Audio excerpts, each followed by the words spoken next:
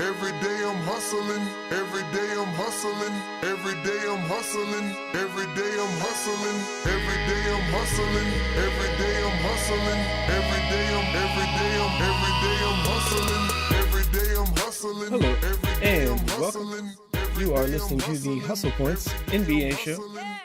I am your host, Rudy St. Clair, and joining me today is Rusty Buckets. How are you, Rusty? I'm all right. That's all right. You can follow me on Twitter at NBA_Rudy, where you can tell me I clearly don't know basketball, and also be sure to check out the link in the description to share your opinions on basketball in the Bucket Discord server. I didn't want to plug my channel, but can I plug my Twitter? Of course, you can definitely plug your Twitter. Because a lot of people, too many people, are not following me on Twitter from my channel. So it's just Rusty Buckets 321. Buckets is all capital. So, you've been on the YouTube for a couple of years now, right? Making basketball videos? Almost. Well, I guess this would be my third year that I started. Yeah. Yeah. And so, it all began with why Kawhi Leonard is a player we've never seen before. That's the title of your first, or at least your oldest, viewable video on your channel. Tell me, was that the first video you ever uploaded to YouTube? No, it was not. The reason that I started YouTube was A Funky Diabetic. I don't know if you're familiar with him. Yeah, definitely. I've really got into his channel back when he had like 3,000 subscribers. And he did My GM series, and I freaking loved them. And I basically tried to recreate a My GM in basically his exact style for the Chicago Bulls, where the Bulls trade for DeMarcus Cousins. And I got 13 episodes in, and I realized the series was garbage, and I deleted all of it. And so, did the Kawhi Leonard video immediately follow, or did you take some time off of YouTube? Right. No. Right about the time that Funky started expanding outside of just My GM videos and started talking about NBA general stuff, I was like, all right, I'm just going to be a direct copy of this guy and do the same exact thing. And I'm going to talk about Kawhi Leonard because I wanted to talk about Kawhi Leonard. And I get comments all the time that say I am a Funky ripoff. Yeah, I've seen you hearted or like super liked, whatever you want to call it, a few comments like that on some of your older videos. Yeah. Doing some research for the interview here. Did that video just blow up immediately to get the thousands of views that it has, or has that just been like a slow growth along with your channel? I had a video called "Why Kristaps Porzingis Could Be Better Than Dirk," and I don't know if I stand by that anymore. But I also wouldn't say it's insane to think that, possibly. But that video hit 3K views, and obviously as a channel with 20 subscribers, that had me going nuts. And then a week after that Kawhi video, I literally woke up with it. It had 200 views, and I woke up the next day with it having 16,000. And then it's pretty much grew slightly from there to the point where it has I think it has 30-something thousand views or close to it. Yeah, if it was either 30,000 or maybe even 50,000. For some reason, I'm picturing 50,000. I think maybe last time I saw it, but it's not like I'm scrolling down my channel to see what my first video's views look like. Right. No. If you're listening to this and thinking about watching that video, don't. Yeah.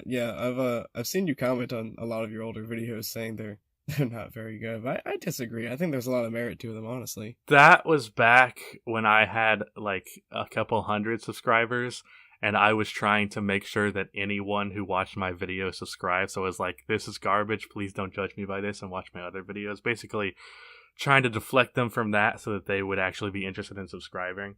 Also, anytime I got a comment, I'd be like, thanks for the comment. Can you subscribe, please? I'm desperate. I mean, that's what you gotta do. You gotta Now I don't give a fuck at all if people subscribe to me or not. Like, well, I mean, I do, But like, if someone comments because they disagree with me, they're like unsub. I'm like, all right, bye. I don't give a shit. Yeah, which is liberating. Yeah, you gotta be a kind of laissez-faire in how you treat your subscribers sometimes when they are so bold to be like, you know what, I'm just gonna not even support. What you annoys anymore, me, or what look at annoys anything else me because I don't is agree. when they support every opinion you have, and then as soon as you disagree with them, you act like you insulted their family.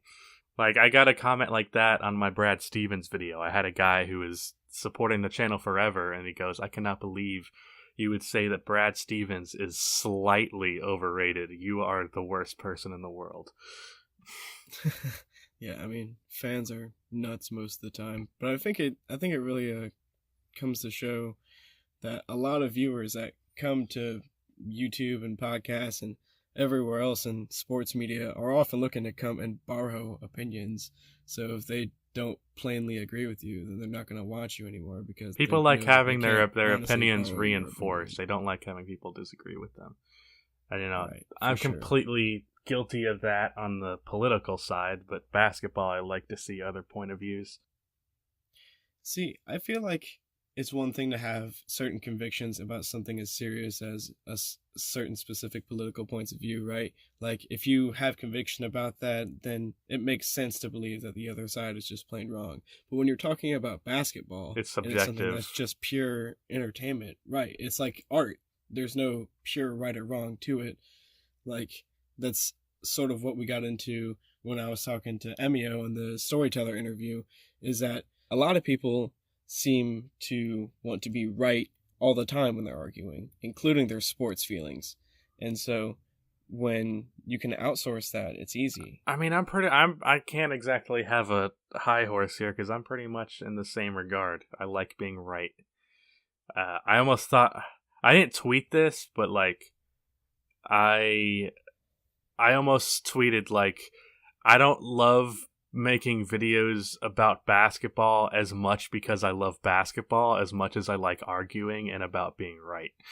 Which is fine. I mean, you can use the game of basketball at its will, and the basketball gods themselves, they won't care. They're loving gods, I like to think, the basketball gods. Tell me, your next video was a what if hypothetical history type of video.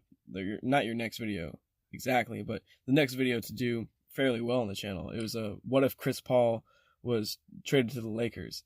You then found more success with other what if videos, and can you tell me a little bit about the process of composing a hypothetical NBA history? There's a reason there has not been a what if on the channel in a long time, despite the fact that I get asked nearly every damn day to do one again, is because they're a nightmare to make. Mike Korzemba touched on this, I believe, talking on Twitter or something like that. Maybe he even mentioned it in a video of his. But the thing about what ifs is they're so fun in your head, and then you write the script and it's still fun, and then you record it, and then you start recording the clips in 2K, and it's still kind of fun, and then you realize you have to make a shit ton of graphics for the draft and stuff like that. Or if you want to be even more fancy and add other graphics, which I decided to do, which was dumb, even though it made the videos better. But they get tedious, and it gets to a point where you're just like, I have to power through this. And as a content creator, if you make stuff that you don't enjoy, even if you enjoyed it at the start, it's going to come across and the video is going to suffer for it. And it's not going to be as good as it could be.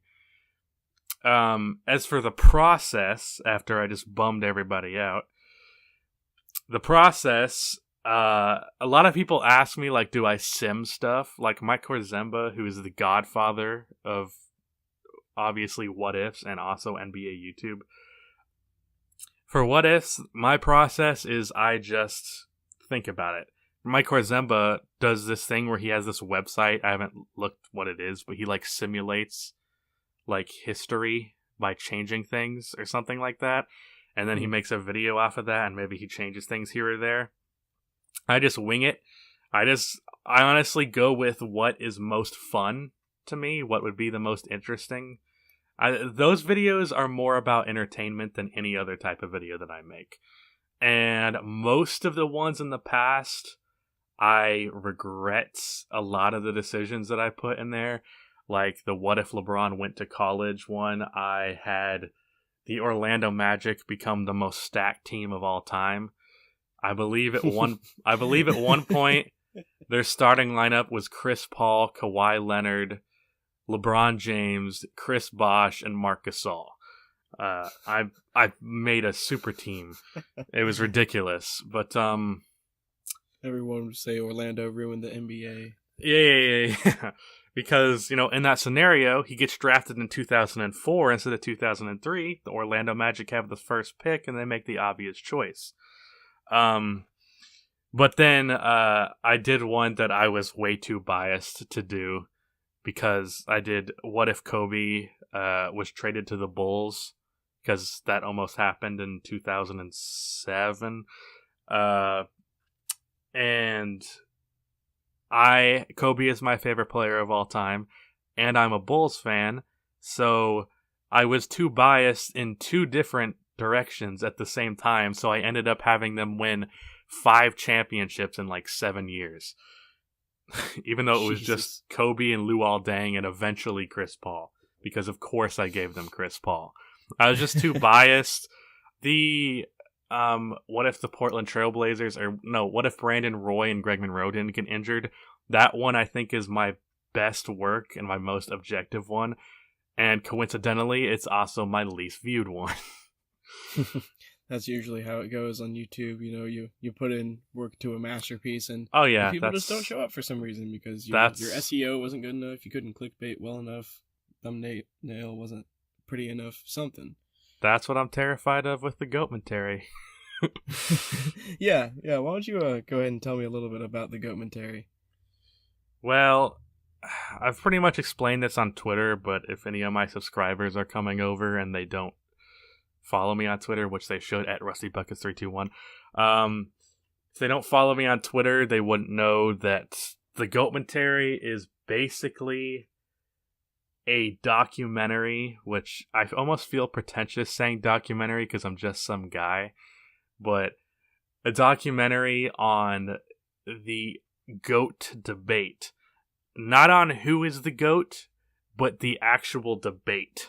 Like, how people talk about greatness, what defines greatness, and I talk about 9 different players in the video who I consider to be the most talked about guys for GOAT. And I'm sure a lot of people are going to look at that list and see Kobe and Tim Duncan, who are 2 of them, and be like, what the hell? And they're probably going to call me biased for putting Kobe in there. However, in my video that was in defense of Kobe's legacy, I said that LeBron James is better than Kobe, and all of the comments was Kobe stans coming from me saying he's a top 2 player of all time. So clearly, regardless of my opinion, many people have Kobe as one of the greatest players of all time, or even the GOAT. So, regardless of if you agree with that or not, I'm getting defensive already. Regardless if you agree with that, he should be on that list. So, of all the candidates, there's Bill Russell, Wilt Chamberlain, Kareem Abdul-Jabbar, Magic Johnson, Larry Bird, Michael Jordan, Kobe Bryant, Tim Duncan, and LeBron James.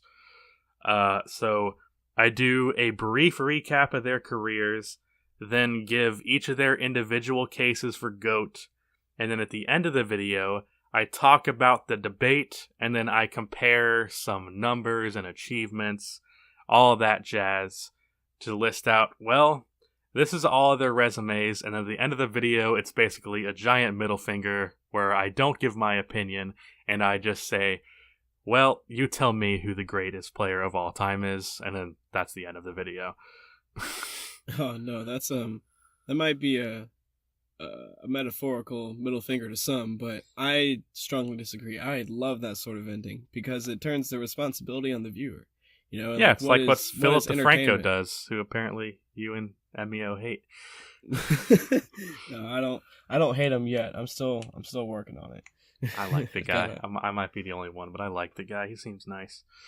I just always have like the 9-year-old clickbaity like hot girl thumbnail videos come up on my recommended, and it's like, you watch a hell of a lot of Philip DeFranco. Why don't you watch these other older Philip DeFranco videos? I was like, well, no, he's told me that those are bad in the past, and I want to keep not hating him, so I'll just not go look at those. All right, that was kind of off topic, but as for how far I am on the Goatmentary, I made the mistake of giving myself a ridiculous deadline. I got the idea at the start of last summer, and I gave myself a deadline at the end of last summer, and it's been, 6 months since the end of summer? So I'm a little bit off, and I'm only about halfway done, so I'm pretty far off. But I believe I should be able... I'm not setting it as a deadline, because clearly that was a mistake. But I believe I should be able to get it out by the start of this summer. It's just very tedious. And really the main inspiration for wanting to do a documentary has been the NBA Storyteller. Because, I always do these videos on current day topics. Maybe I dive into history here or there. But I'm always making these argumentative videos where I'm talking about blah, blah, blah, listen to why I'm right and you're wrong. And then I kind of got tired of doing those videos. And with the Goatmentary, I kind of wanted to just make a high quality product and put my heart and soul into it, and that's kind of what I did. Did you watch my Derrick Rose mini documentary video? I did not actually. Wow, you're a terrible person. I know. No. But the Goatmentary is basically going to be like that for the career recaps. I had been doing, I had just finished the Kobe and LeBron recaps, and I was feeling I was enjoying talking about players' careers, and Derrick Rose had just had his 50-point game, and I was like, I want to talk about Derrick Rose. I don't have a reason to, but I'm really feeling this documentary style vibe, so why not just make a mini documentary on Derrick Rose? And while the video didn't get that many views, only 16,000, the comments, all of them were just this is a great video. And I think I got 6, I think it's 13 now, dislikes on the video, which for a video with 16,000 views, that is an amazing ratio. I'm not trying to brag. That's just what happened. Oh no. Go ahead. No, stroke your ego a little more. Why don't you? No. No, you earned it for real. Honestly, it's a noteworthy accomplishment. Sorry I didn't watch it. I'll definitely do it first thing when we get off this call. I think it's the best video on my channel, but I don't think it's the best video I've ever made. But the best video I've ever made obviously can't be uploaded yet because it's only halfway done. And by halfway done, I mean there's already an hour done. It's a long-ass video. It's going to be 2 hours. You ever consider serializing it, doing multiple parts? I'm breaking it down into 4 parts, but I don't want to upload part 1 and then upload part 2 in 6 months. Right. By then, everybody's going to have forgotten about it. So I just want to get the whole thing done, and then I'm going to release it in 4 parts. One basically just once every day for 4 days, and then before the video comes out, I'm releasing a bunch of mixes which are incorporated into the videos. For the introduction to each player, I did a little mini mix which were fun to make, and I'm just going to release those and then give the release date to the videos as a way to promote it for people who haven't seen it. I'm not even going to put Goatmentary in the title. I'm just going to say, this is a Kobe Bryant mix. And then people who come over to the mix are going to, at the end of it, see an advertisement for the Goatmentary. So hopefully that works out. Yeah, that's a really good marketing strategy. One that I definitely support. It sounds like you're really hitting your creative stride right now, honestly. Just like your mentality, judging from what I'm hearing at least. Sounds like you're in a good creative zone. Would you agree? No, I haven't worked on it in like a week and a half.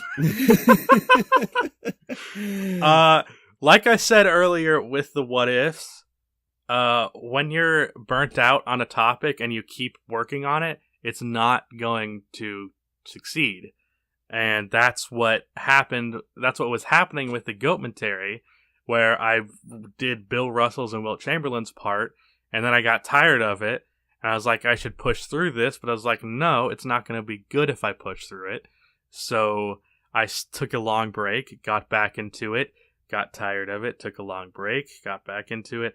I have did a little bit of work on it in the past few months, but not crazy. More like the past month. That makes me sound lazy.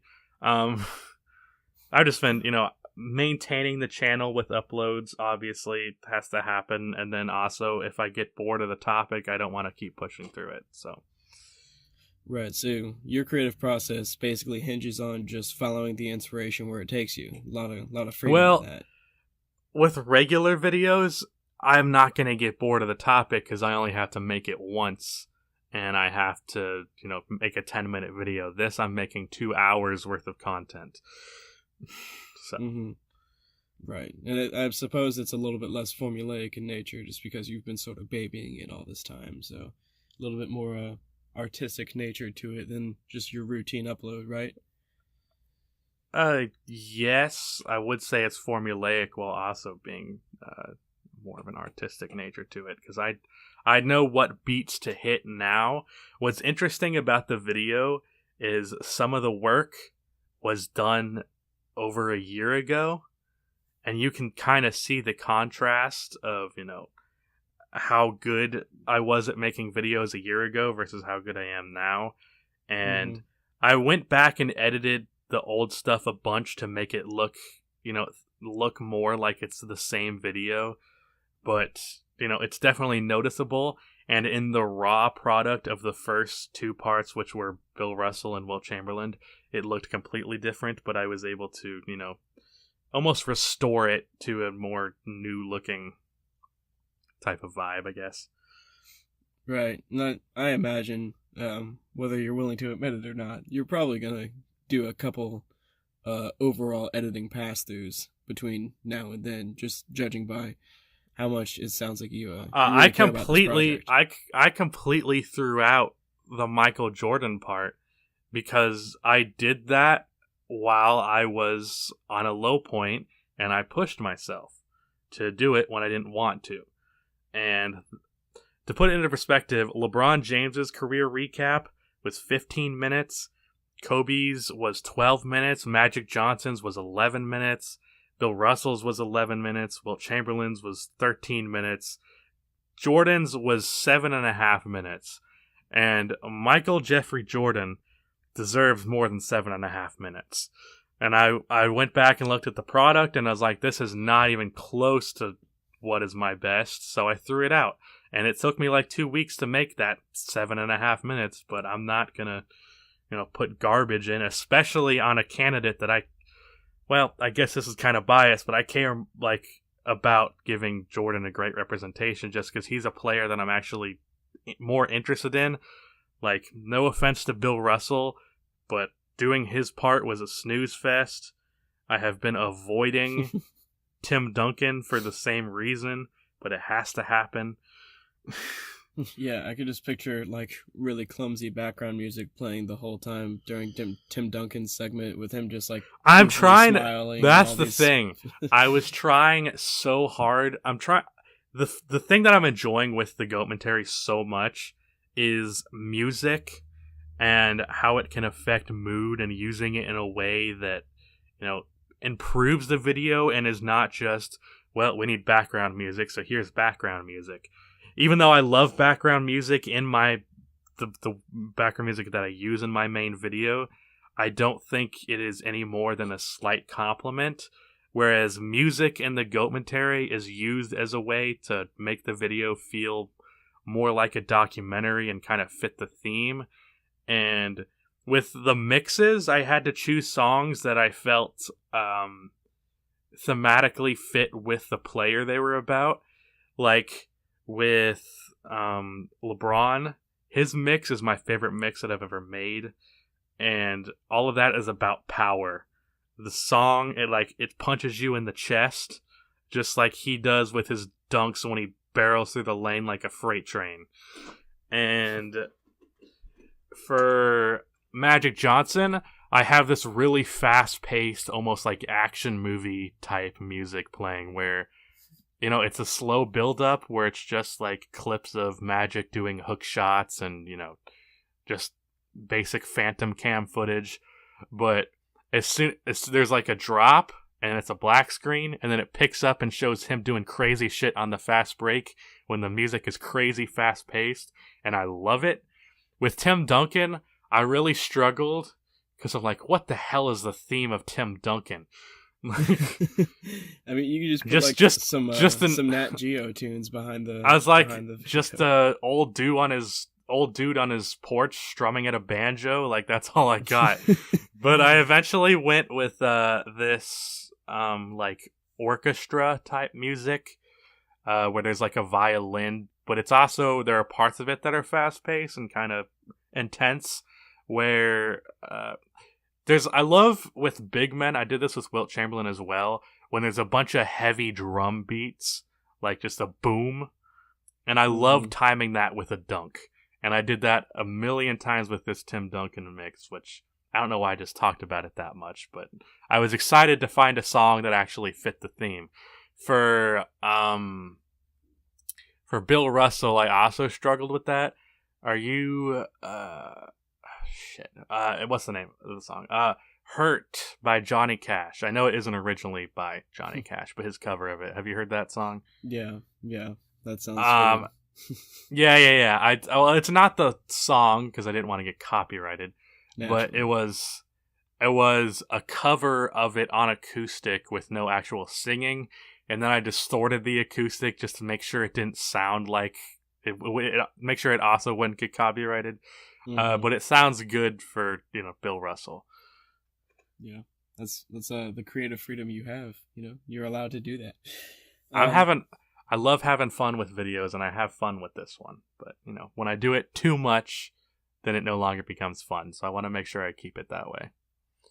That's good. That sounds good. A good method. What do you I feel like 2019 is the year of creator burnout. I feel like I might have heard that somewhere else. It sounds like you have a lot of mixed feelings about the idea about burnout. What are your feelings about burnout? 2019 was not originally going to be the year of burnout for me until I got a camera for Christmas, and I've been doing face cam videos. And the great thing about face cam videos is I'm able to get a lot more videos out because the editing job gets done in half the time.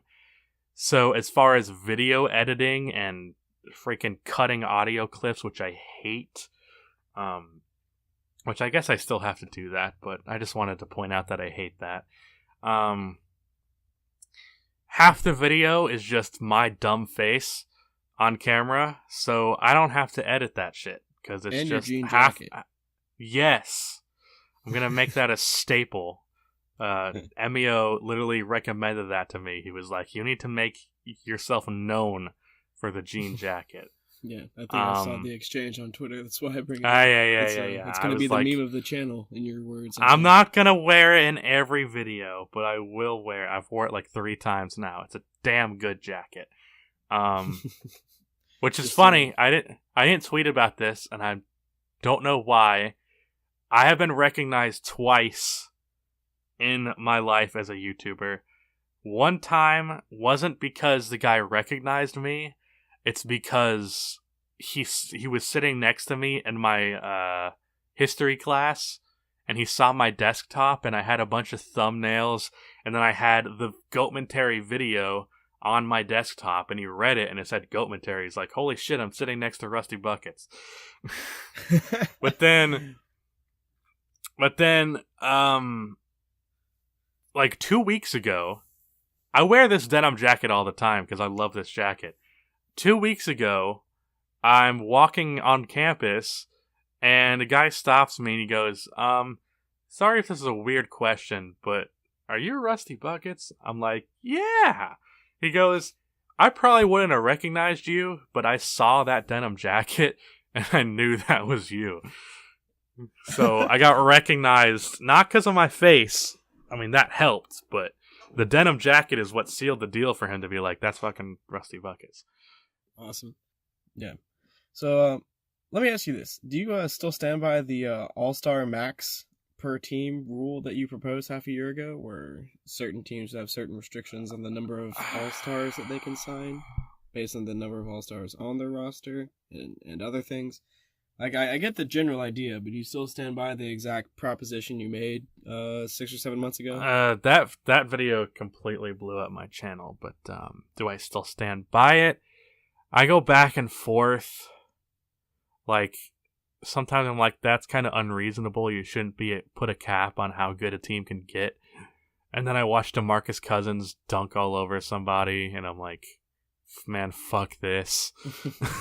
Just, I can't give you a for sure answer there because I go back and forth. Given a chance to redo that video in a different way, I definitely would. I might have called DeMarcus Cousins a pussy a little bit too much in that video. I was angry. I was coming back from eating dinner with a friend, and he was dropping me off.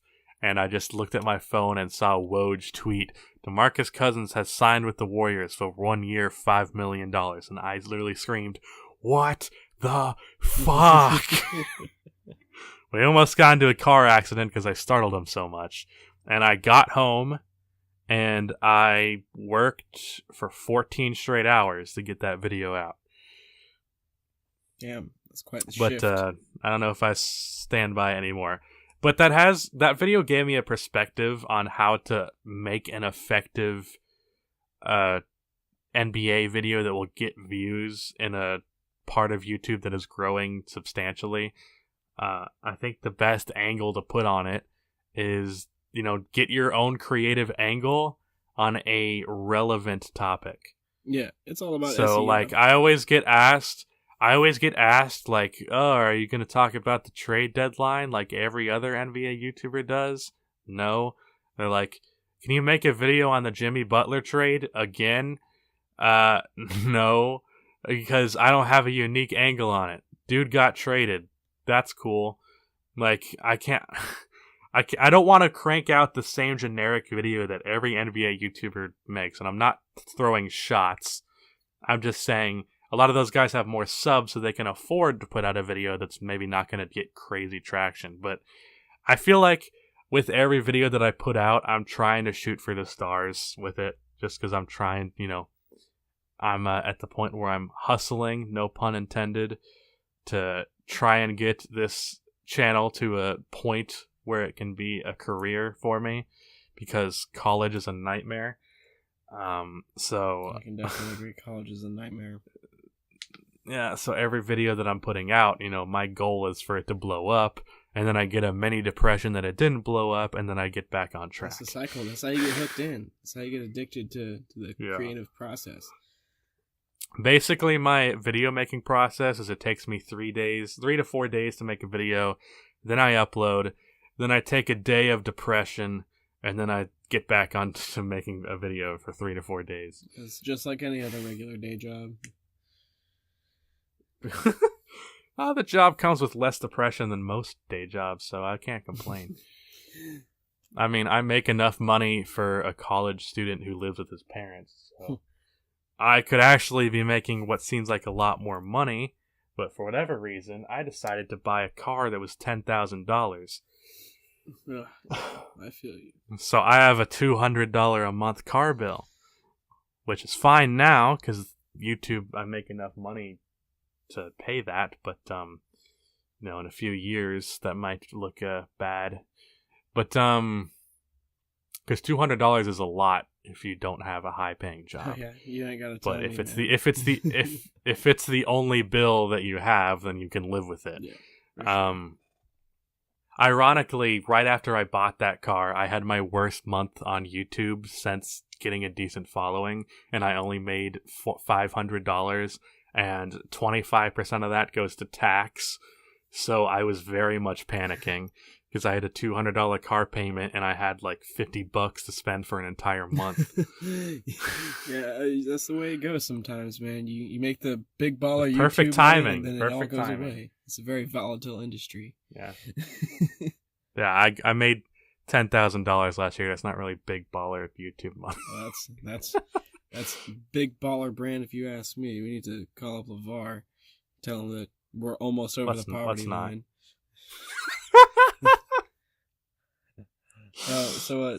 I'm over the poverty line. Look at me, bitches. So tell me this. Another thing that I've noticed in an older video of yours that I want to know if you still stand by. It's really just a I hate my older videos. Why do you keep bringing them because up? it's fun. And I want to make you as uncomfortable as possible. That's the goal. You're doing the same thing you did with Emio, where you brought up the Kobe flinch thing, and he got all emotional again. Right. The man just got over it. I have emotionally made it past my old videos, and you're bringing me back.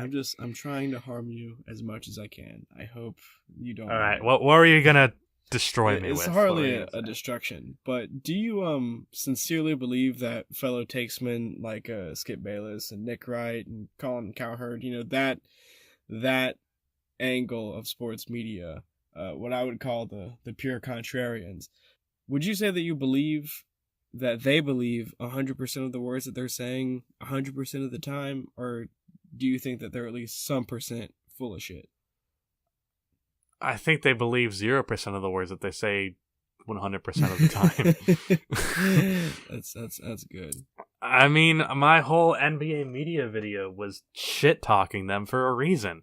These guys make hot takes for the sake of making hot takes. I don't believe...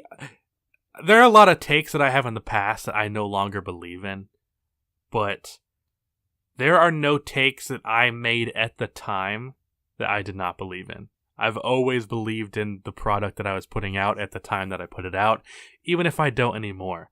These guys make takes for the sake of getting viewership on their shows, getting more Twitter followers, building their career, making more money. Yeah, that's because takes they say ridiculous shit, and their pockets get wider because of saying ridiculous shit. Skip Bayless has built a career off of bashing LeBron.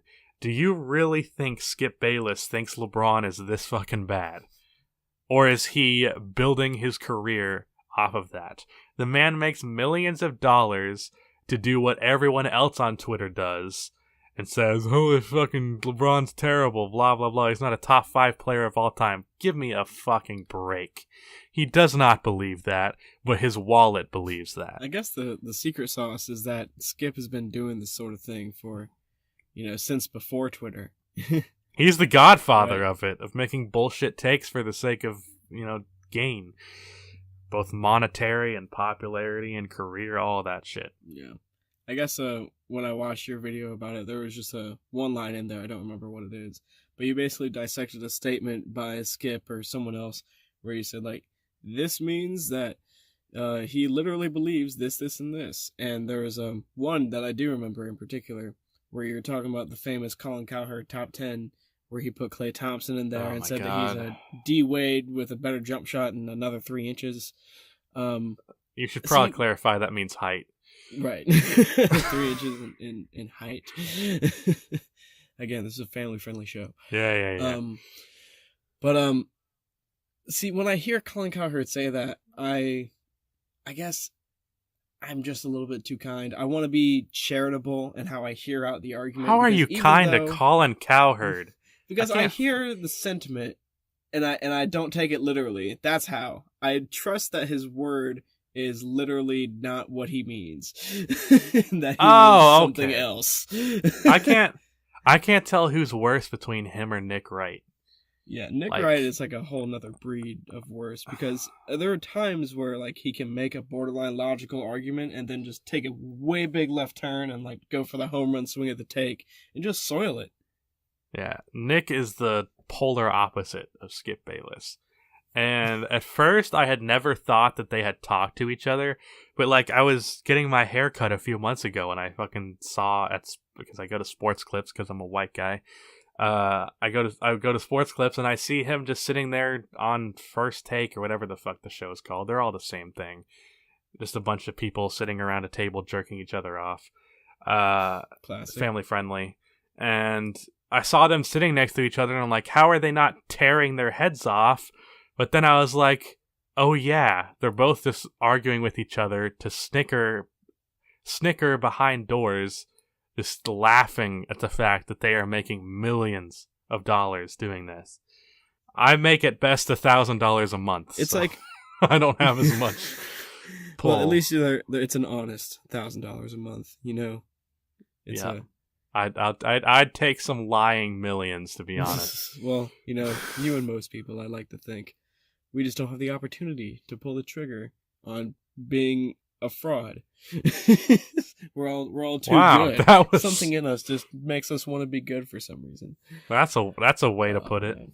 But I like to give them the benefit of the doubt sometimes, just to like create a really charitable argument. Lie to yourself. Yeah, just to torture myself.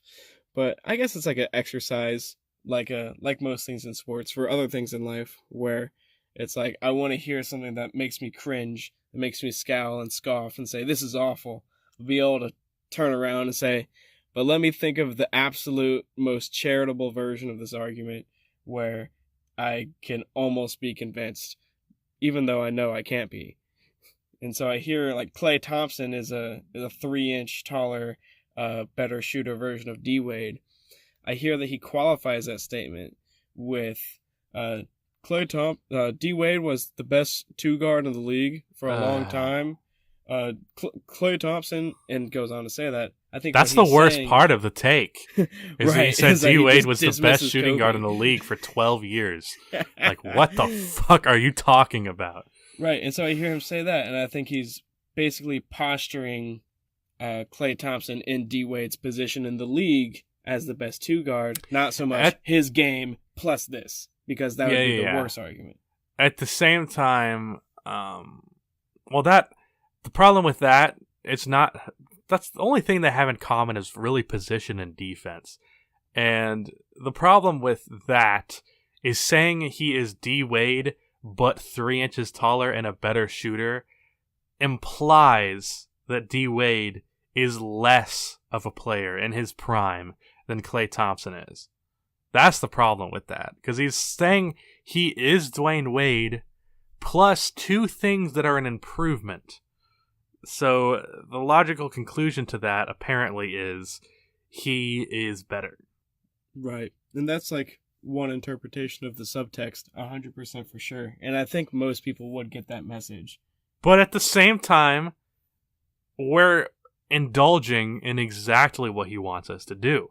We're sitting here fucking bickering about this stuff. And that's the best part about it, is that it rivets us. It gets us in this engaged discourse mode where we're like, all right, we have to sort this out. Even when I know what they're doing, I'm still fucking doing it.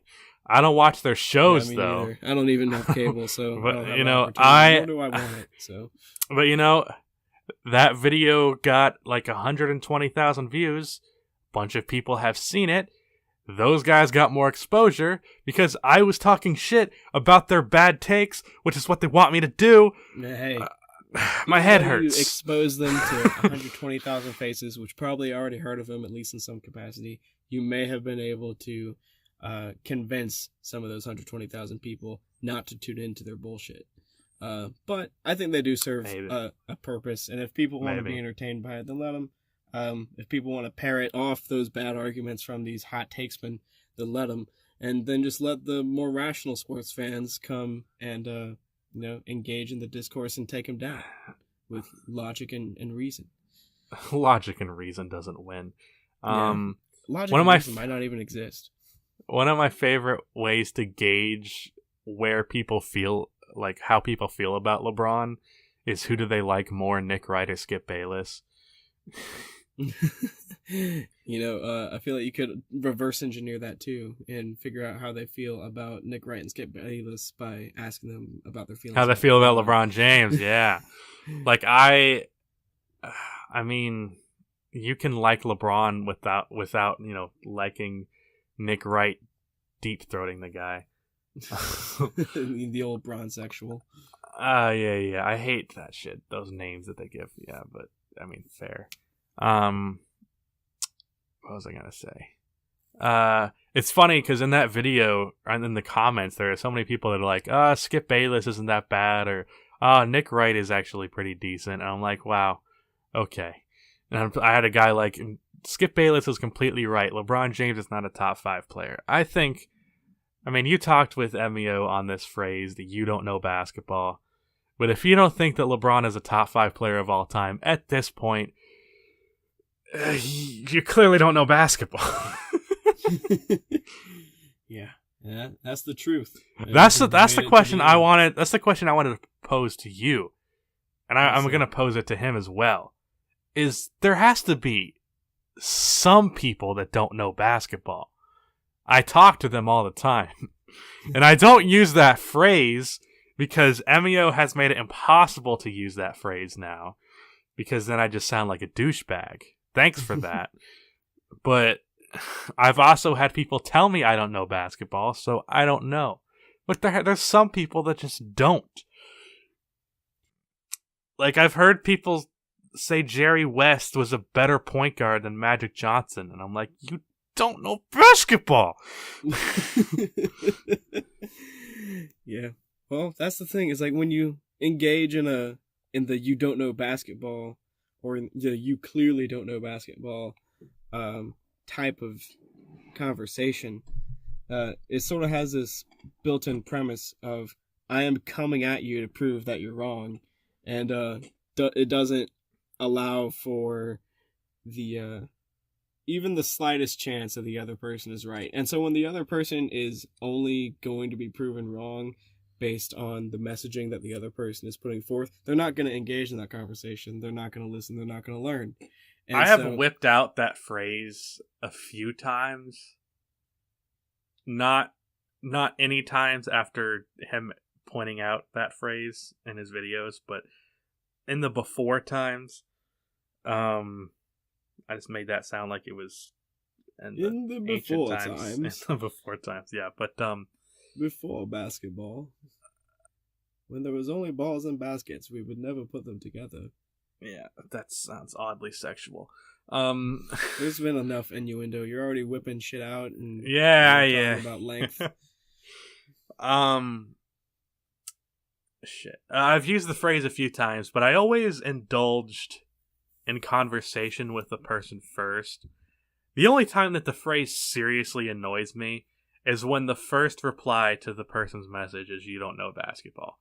Like, at least indulge the guy and ask him why he's saying what he's saying before, just saying you don't know what you're talking about. Right, and that's the right thing to do. But I feel like 80% of the time that the old ICDKB gets dealt is on that first reply. I know, but like after I have talked to a guy for 40 straight tweets and he still refuses to agree with me, which ironically I'm doing the same shit because I'm not agreeing with him. We're both being stubborn, but because he's not doing it, he's the stubborn one. Because of that, at a certain point I just get tired and I'm like, fuck it, you don't know basketball. Now I just don't reply anymore. Now I'm just like, whatever. Clearly we're both not going to agree with each other. I'm not talking about it anymore. Well, if you want to hunt down Rusty on Twitter and try to force him to reply to you and to change his opinion, you could do so on Twitter. What's your handle again? Rusty Buckets 321. Rusty is with a capital R and Buckets is all caps. Although I can't imagine there are any other Rusty Buckets 321s, so I don't know if the caps matter. Nah, I don't think they do. I feel like caps only matter in passwords these days, and URLs. But let's get into this a little bit. Tell me about how your basketball fandom began, and especially how that's tied to your Bulls fandom. This is a safe space for Bulls fans like yourself, where you can vent and cry about, even if you need to cry, you can. I'm good. You can do whatever you need to in this space. This is a Bulls safe space. Go ahead and vent out all of your Bulls frustrations. Do you want me to talk about why I became a fan first, or do you want to just let's start with that. Yell and into then, the mic. Let's get chronological. Let's start with the good times. How you become a fan, and eventually get into the sour, bitter times that is living. I still haven't today. bothered figuring out which game it was, but in a series versus the Brooklyn Nets in 2013, Derrick Rose. It might have been 2012. I think it was. Yeah, because it was the season after he had torn his ACL, and he had been out for the entire season. Nate Robinson was the starting point guard, and because of this moment that I'm about to tell you about, he will always be one of my top 5 favorite players of all time. In that game, Nate Robinson. Actually, I'm going to look it up because I want to be precise. Nate Robinson went absolutely off against the Brooklyn Nets. And this wasn't the first NBA game I'd ever watched. And I was a huge fan of basketball. Like, I enjoyed playing it, but I wasn't a fan of the NBA. The only NBA that I had watched was Kobe highlights because I wanted to copy his moves. So in round 1, game 4 against the Brooklyn Nets, Nate Robinson had 34 points and hit the game winner in overtime. And that game winner was like a 20-foot floater. And the man just pulled up like he didn't give a shit about anything, and it was buckets. And I screamed at my TV in excitement, and it was just an amazing sports moment. Now, prior to that, I was a football fan, and specifically an Alabama football fan, and before people boo me, I was born in Alabama, so I have an excuse. Row Tide. But I became a Bulls fan because of that game. I hate everyone from Alabama, but I love Alabama, so I have an odd situation with that when I come across other Alabama fans. Because I'd very much hate many things about the South, but I've lived here my entire life and I hate the cold, so probably not going to leave. But yeah, I was a football fan, and I was a football super fan, and I really wanted to be a football player before that, even though I had indulged in basketball. But in that game, I was like, oh shit, I really, I should be playing basketball. And I was on the basketball team because I failed to make the football team because I was Butterfingers, as I said before. But I was a bench jockey for my first year, so it didn't matter. But that gave me a passion for basketball, and I keep referencing MEO on your podcast you had with him, but whatever, I'm going to do it again. Because he was talking about coaches, it reminded me of my 7th grade coach. He was an absolute dickhead who hated me because I was 6'1" in 7th grade, which I was the tallest guy on any team in our entire division by a mile, and I played like a guard. Like, I shot threes, didn't know how to rebound, couldn't block a shot to save my life. So I played like a guard, and he's like, dude, what the fuck? Play center, get in the paint, grab rebounds. And I was like, nah, fam, I'm going to shoot these threes. And he's like, all right, well, you're going to sit on the bench. Yeah. Yeah, that's the way it goes sometimes. Coaches are idiots. Next year, I had a different coach who liked that I was, I could shoot the ball, so he let me. Yeah, it's kind of unbelievable that the coach would say no to a scorer, but I've seen it happen. More than once in the past. He was the typical hard-ass fundamental guy where he's like, if you're not going to rebound and play defense, you're not going to play. I'm like, whatever, dickhead. Yeah, your old Jim Boylan, right? Yeah. That's where I get that from. My favorite line in that fucking video I did is that Jim Boylan is a a hard ass, but he's also a pushover at the same time. Yeah, that's quite the enigma, especially for an NBA head coach. Yeah. So that's how I became a fan. Yeah. How do you feel about Bulls fans in general? Like as a community, you're Bulls fans. I can't stand Bulls fans. And maybe it's because I come from a unique angle where I have not seen a good day. I've seen okay days, but I haven't seen a good day in Bulls history. Was born in 2000, so obviously I didn't see any of the MJ years. Even if I had seen them, I could have seen them on the Wizards, but I would have been 2. So I didn't enjoy those years, and then I became a fan the season after where Derrick Rose was recovering from his ACL tear. So I have not seen a good Bulls team in my lifetime. But I think I come from a point of view where I am used to not being that good, so I can tolerate it more. There are so many Bulls fans who are so entitled from those 90s days that they act like, having the greatest player of all time, or depending on how you feel about it, one of the greatest players of all time, and having one of the greatest teams and winning 6 championships in 8 years. They're still like, why aren't we winning championships now? Like, they're so stubborn and so spoiled with winning from the 90s that anything that doesn't even slightly resemble it, they're just, I guess, dickheads about it. And I was very much in the Fire Garpax boat when I first got into it. And you know why? Because I first didn't understand basketball when I first got into it. So I didn't understand entirely what was going on behind the scenes. I just heard a bunch of people yelling and I knew we sucked. So I was like, all right, well, I guess I'll hop on this train. Are Garpax a good front office? No, they're not. Not even slightly. Well, maybe slightly for Paxson. The thing with me is they have been on a hot streak. They have made good move after good move, starting with the Butler trade. To me, they've made great moves with that till now. And there's still people every 5 seconds like fire Garpax because a rebuilding team in year 2 isn't winning championships yet. Right. They're definitely in the rebuilding mode, and fans do normally have to tough it out. I think there's a lot of fun in embracing a tanking team. I mean, you saw it in Philly with the whole process.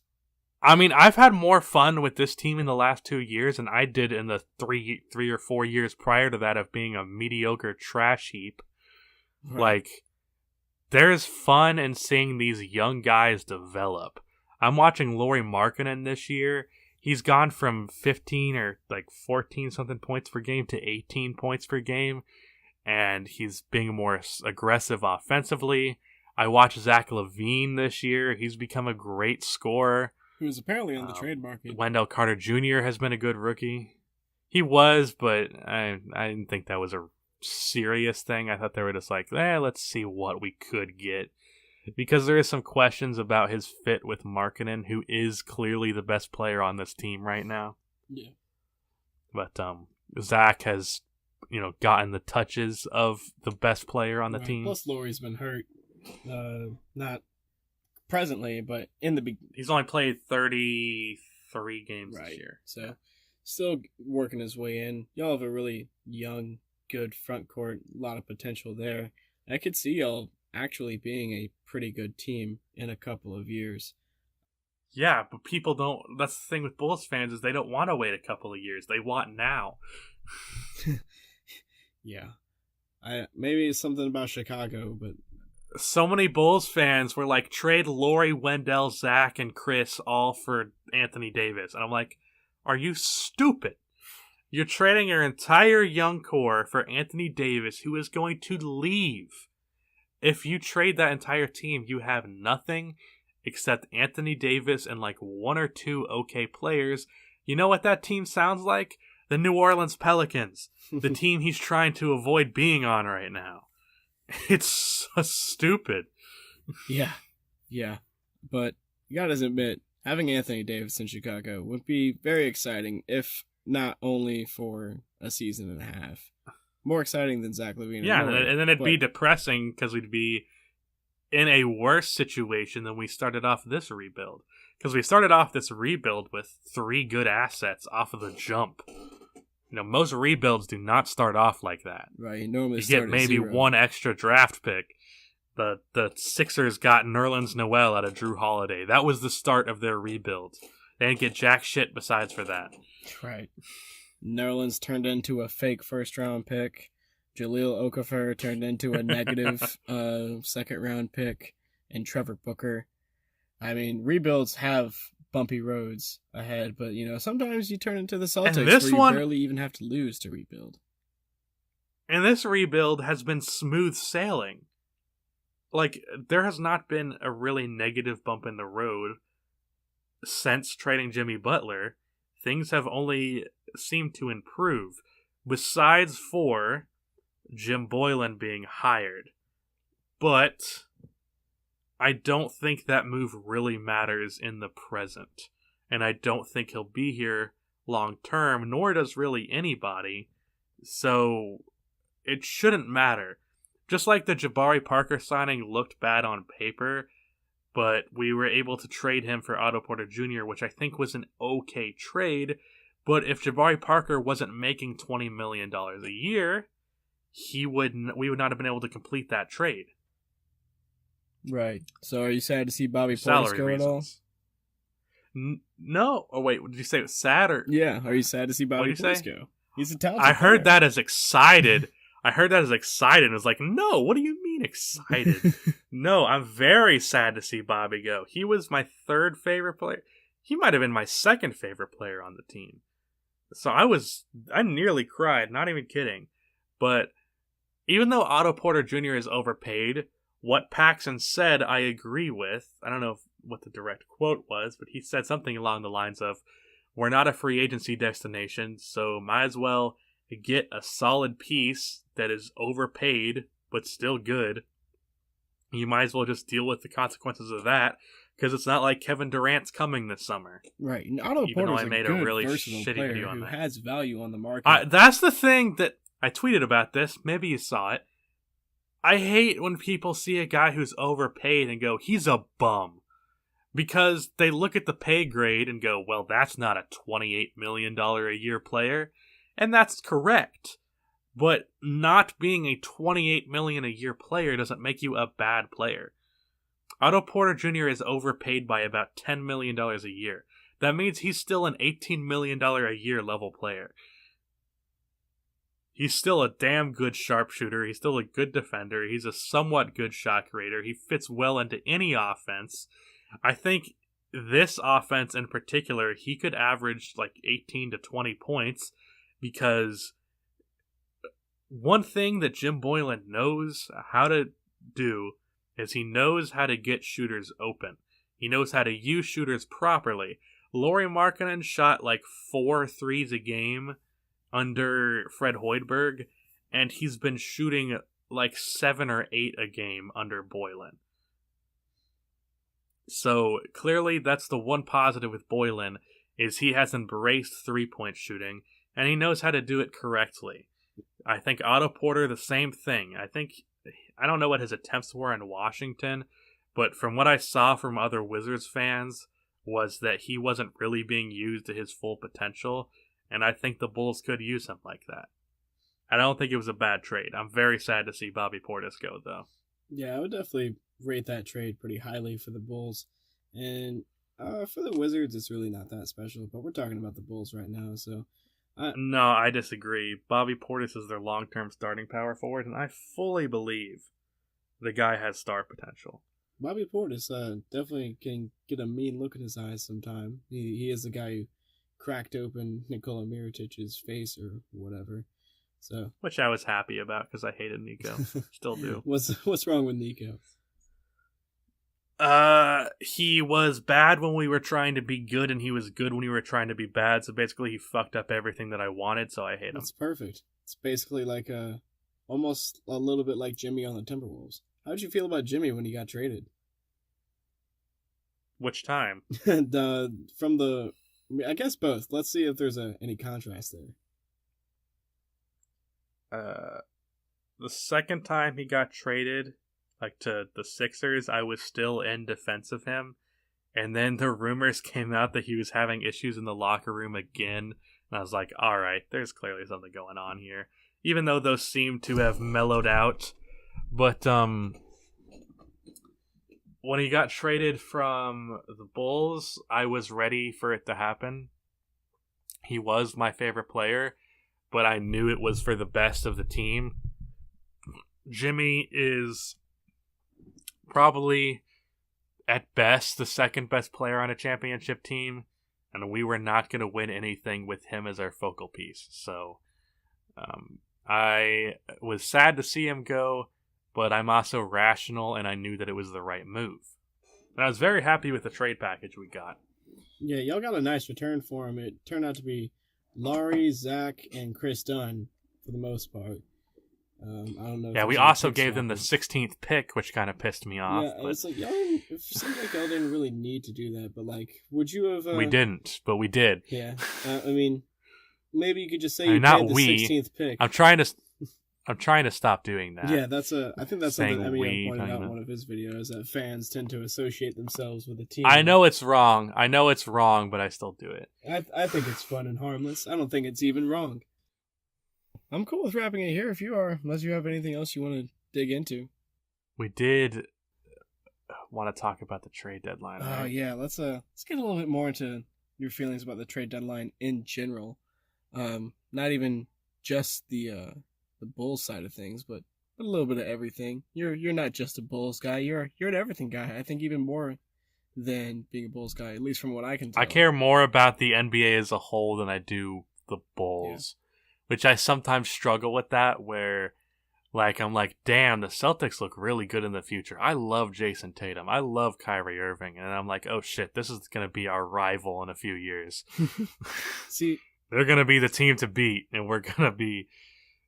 Yeah. So it's like, I'm watching these teams build up, and I'm like, damn, that's a really fun team, but at the same time, my team's fucking struggling with this.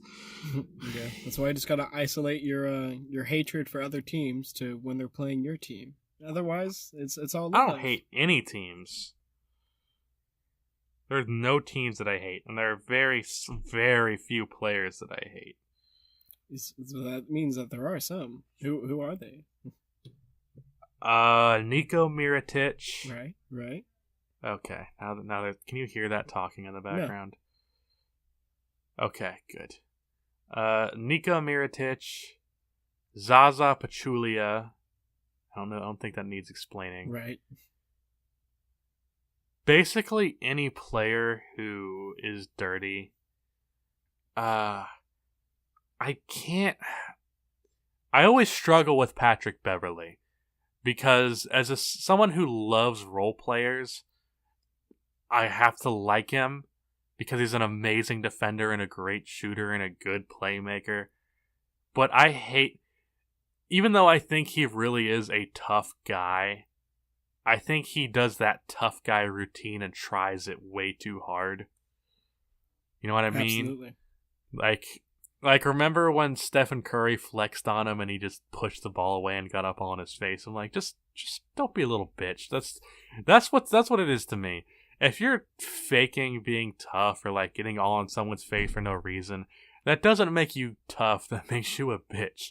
Now, don't tell Patrick Beverley that I called him a bitch because he would kick my ass. But oh, I won't pass the memo. But that fake tough guy thing annoys me, and I think most of the time it is real with him, but when it is fake, it's apparent and it annoys me. Yeah, it's definitely obvious. I mean, anytime it happens on the court, it's basically automatically fake because you know these guys aren't going to put their profession at risk. As an instigator, I think Beverly is actually insane, so most of it I think is real with him. Well, I really don't like Draymond Green because he talks like he's the best player in the world when in reality he's a okay role player that became amazing in the Warrior system. I tweeted, there's another hot take for you. that you were asking, I tweeted that you could replace Draymond Green with PJ Tucker, and I think the Warriors wouldn't be any worse for it. Wow, that is a super hot take. That's super hot. I think It's a valuable take. I think they'd be a better. I think they'd be a better scoring team if they replaced Draymond with PJ, because PJ is a much better shooter, and I do not think Draymond is really that good of a passer. I think the Warriors' offense puts him in a position to throw the ball to an open Klay Thompson or an open Steph Curry, and then they make the three, and they're like, wow, Draymond averages like 6 or 7 assists as a power forward. He's such a great passer. And I'm like, I could average like 4 if I was in that situation. Yeah, I agree with you a little bit on that. I mean, like, I love Draymond. I'm typically a Draymond apologist more than anything else. But this season, it's I have no negative things to say about the man's defense, but his offense is overrated for the things that he does provide, and I think how trash of a shooter he is really hurts their offense a lot of times. Yeah. So with that, I think we're gonna wrap this puppy up and put it to bed, and let it go to sleep in the night with peace. You and, can no stop nightmares. this anytime, please. Just make the suffering end. It's just needs to be swift. Honestly, I'd kind of like to drag out the endings and make my listener suffer. It was a nice little bit that I did at the end of my my last collaboration where I interviewed Zach about his Grizzlies fandom. I sort of just did a whole 90 seconds of time wasting, where within the time wasting I was talking about how much I value. And right, you're doing it time. right now. Right. This is the bit. So anything you want to get out here while we're at the end? To the 5 people watching this who aren't subscribed to my YouTube channel, fix that shit. Besides for that, if you are coming from my channel, check out Rudy's pod, because it's good, and he's doing exactly what I did years ago. He's trying to build something here with this podcast, so you should support him. Definitely check out the NBA Storyteller pod that he did with him. It is very interesting. I've listened to it 5 times. And yeah, that's all I got. Thank you. That was very selfless of you to take your moment of promotion and giving it to me on my show. That's very, very, very, very generous, and I really, really, really appreciate it. It's not that big of a deal, but all right.